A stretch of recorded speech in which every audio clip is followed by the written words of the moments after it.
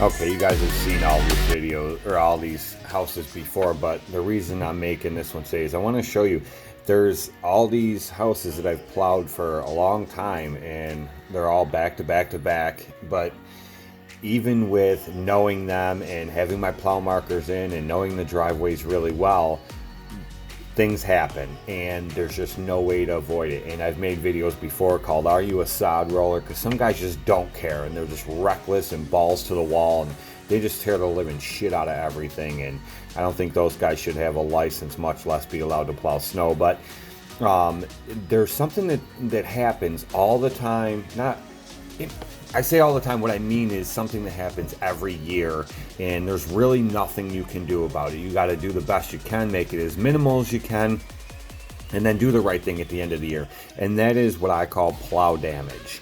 And it's not damage to your plow, it's damage to property. Now, the bad part is in my area, we will get snow after we've had like 3 or 4 days in a row where it's 50 degrees and all of a sudden we'll get dumped 8-9 inches of snow.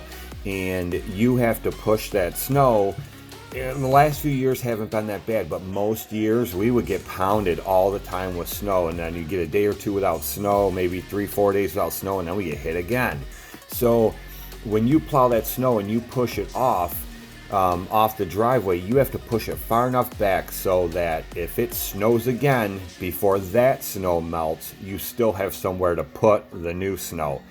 If that makes sense, you guys. So sometimes when you do that and you go to the edge of the driveway when the ground's been soft for a few days leading up to it, you sink right down in. The weight of your truck with that plow in the front, your tires just sink in. There's nothing you can do about it. It's going to happen. What I call sod rollers are the guys that drop that blade and run it right off the edge of the driveway, just peel the dirt right up. Okay, you can tell in all my videos that I've made, watch my blade as I get close to the edge of a driveway. You'll see my blade start to come up. That's me gradually bringing it up as it's going off the edge of the driveway so I don't tear grass up.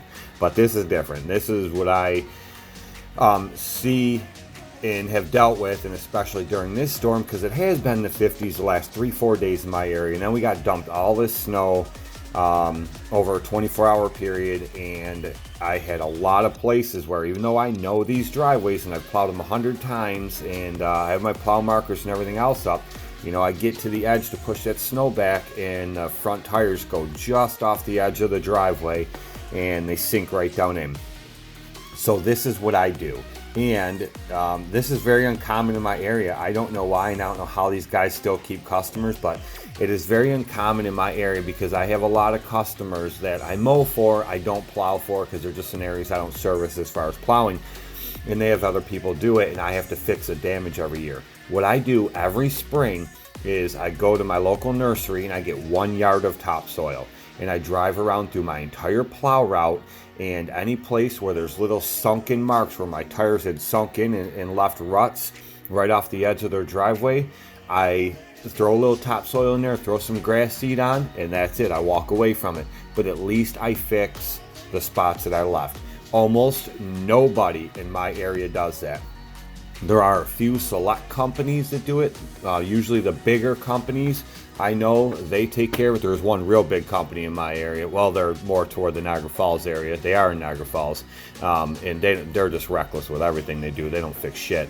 But there's a lot of guys that I know in my immediate area that do damage to properties, and they do not fix it. They don't care. They're like, oh, it snowed and it was warm out before that. Not my fault. Nothing I can do. But they don't go back and fix it. It's literally $27 for a yard of topsoil in my area, and you might spend $50 on a small bag of grass seed because you're only fixing little parts. You can go through an entire route and throw a little bit, a shovelful or two in each one of the tire marks. There's 2 shovelfuls on one property where you left 2 tire marks as you went off the edge of the driveway. A little bit of grass seed down the road you go to ensure that customer. I've taken so many customers from idiots in my area for simple things just like that. They do not fix their damage. It's gonna happen. There's really nothing you can do about it.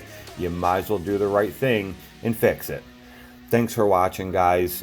There will be another video, turns out, to break this up into 3 parts, but hit that like button, share this video, and I will see you guys in the next one.